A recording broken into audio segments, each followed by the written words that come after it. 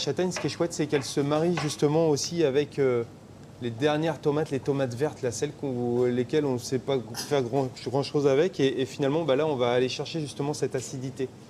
Donc là, on va faire des gnocchis à la châtaigne. On va avoir ce côté moelleux, un peu gourmand. Et on va le travailler justement avec le lièvre à la royale.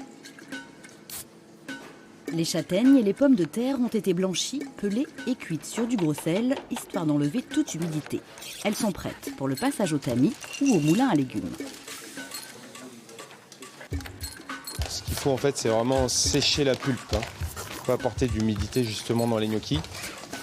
C'est l'étape qui exige le plus de patience. Objectif, 125 g de pulpe de châtaigne et 62 g de pommes de terre.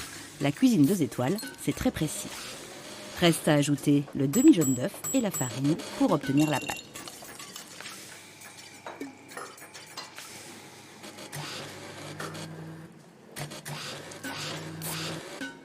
Quand les gnocchis commencent à remonter, c'est qu'ils vont commencer à être cuits.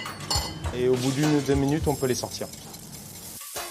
On a préparé de l'eau avec des glaçons. Il faut tout de suite les glacer pour bloquer justement le gnocchi. Donc là, on les sort délicatement, on les plonge dans l'eau glacée. On va les laisser refroidir et ensuite on va pouvoir les préparer en cuisine justement. On a énormément de production de châtaignes dans la région, c'est celle de Sologne. On aime les valoriser, on aime aussi aller les chercher parce que je trouve que c'est voilà, un moment aussi de nature, un moment où on s'évade de la cuisine, donc on adore ça. Ouais. Après un petit glaçage au beurre et à l'eau, voici les gnocchis à la châtaigne, prêts à être dressés. En fait, ce qu'on veut, c'est vraiment jouer sur les textures, en fait. C'est ça qui est important. Donc on fait différents petits taillages. Regardez, hop, les petits cubes de châtaigne également.